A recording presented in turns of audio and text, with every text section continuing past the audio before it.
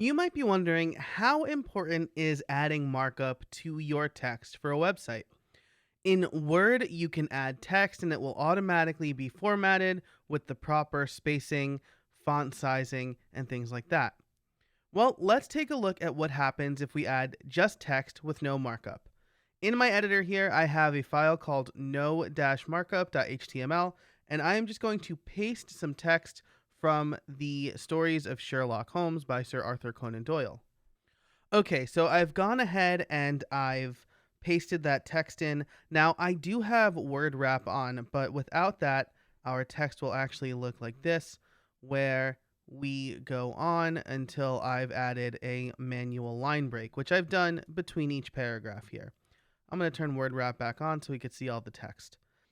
Basically, what word wrap will do is take text that goes on beyond the width of the viewport or the app window, in this case, Visual Studio Code's window, and it will wrap that text onto a new line whether or not one was manually inserted. So you can actually see at line 4 that line 4 goes on for several blocks before hitting line 5 and then line 6. That's because we have word wrap on. And without word wrap, you'll see what you just saw, where the line goes on for as wide as it needs to be. Now I'll save this and I'll open it up in my browser. You could see that even though we have spacing in our code editor, there is no spacing here on the page. And we can confirm that by viewing the source. We have, for example, a line break between the title of the story and the author's name, but there's no such line break here.